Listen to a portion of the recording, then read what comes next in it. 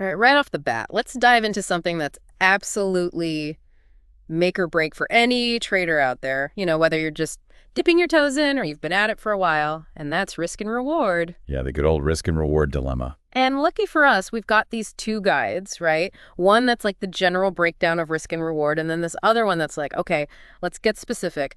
Options trading with CFDs. Yeah, getting into the nitty-gritty. Exactly. And I already know both of these are dense, like packed with info.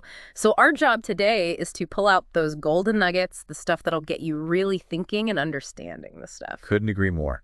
You really hit the nail on the head there. Risk and reward. Yeah. It's not just some afterthought like, oh yeah, I should probably think about that. It's the core. Yeah, it's the foundation. Yeah. Like the first guide doesn't mess around. It's like right away, every trade has two potential outcomes before you even click anything. Exactly. Profit or loss. And I know that seems super obvious, but really getting that into your head, that's what separates someone just, throwing darts at a board from an actual trader making calculated decisions. Huge difference, right? And speaking of risk, because the guide breaks down different types, but the one that always gets me, especially when you're new to this whole thing, is market risk. Oh, for sure. Right. It's that whole oh man, if there's all this stuff happening that I have absolutely zero control over kind of feeling. Exactly. And it can be overwhelming. Absolutely. But think about it like this. You're trying to cross a river. Yeah. Market risk. That's the current. It's always there, always changing. And you can't just stop the river. Right. But what you can control is how strong your boat is. That's like your trading strategy, your plan. And then you choose when to cross based on the conditions, right? That's your market analysis. I love that analogy. And that sense of control or trying to manage what you can, it made me think of how much the guide stresses having an exit plan before you even start a trade. Because it's so easy to get caught up in, oh man, this could make me a lot of money. Oh yeah, we've all been there. But knowing when to get out, both to cut your losses, but also to lock in profits, that's huge. Huge. And one technique they mention, trailing stops. Let's say a stop you own is going up, up, up. You've got a trailing stop in place. It's like the safety net that follows the price as it climbs. So if it suddenly drops, bam, your profits are locked in. You don't have to watch those gains disappear. That's such a smart strategy. Okay, so we've got this foundation of risk and reward, but then things get even more wild when we bring in that second guide because it's all about options trading with CFDs.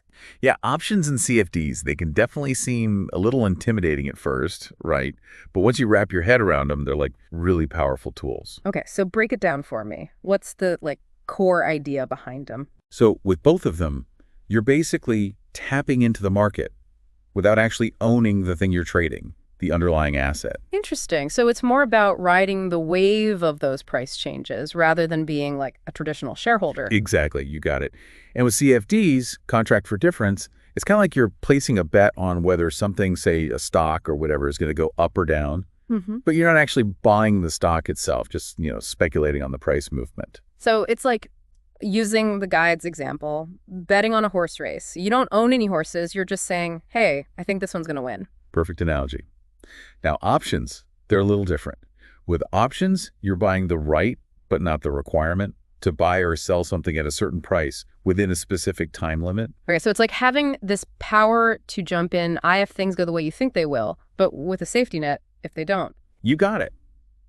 It gives you the flexibility to potentially buy low, sell high, that kind of thing, depending on your market outlook. Yeah. And speaking of, the guide mentions leverage a bunch with both CFDs and options. Do you remember that? Yeah, it was leverage this, leverage that. So what's the deal with leverage? Leverage is basically like a force multiplier. Yeah. It lets you control a much larger position in the market than what you actually put in up front. Imagine using a lever to lift something heavy. Yeah. You can move something way heavier than you could with just your bare hands. Right. So it's amplifying your power. Exactly. But, and this is a big but, just like with that lever, if you don't know what you're doing, things can get out of control real quick. That magnification works both ways. So leverage can mean huge wins, but also huge losses if you're not careful. Exactly. Even a tiny move in the wrong direction, and you could be looking at some serious losses, even more than you initially invested. That's why it's so important to really understand how leverage works and use it responsibly. So it's potentially big rewards, but you got to be strategic about it. Now the guides get into all these different options trading strategies, and my brain's kind of doing this overload thing. But one that stuck out was buying a call option seemed kind of straightforward. Oh, yeah, that's a popular one. So basically, with a call option, you're betting that the price of whatever you're looking at is going to go up. Let's say there's a stock, right? Trading at like $50 a share. You think it's going to hit $60 in the next month. So instead of buying a ton of shares at $50, which would add up fast, you buy a call option for a lot less, hoping to make a profit when it hopefully hits that $60 mark. You're catching on quick. Now, let's say that stock does hit $60 or maybe even goes higher.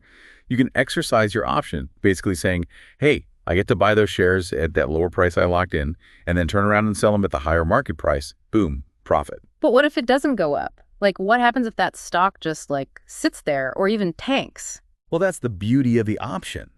In that case, you're only out the money you spent on the option itself. It's like a built-in limit to how much you can lose. And that's like a core principle. The guide hammers home managing your risk. So it's like you're giving yourself a chance to be right, but not betting the farm on it. Exactly. But here's the thing, and both these guides emphasize this successful trading. It's not about mastering, like every single strategy out there. It's about getting those core principles, that risk management, finding what you're comfortable with, what matches your goals.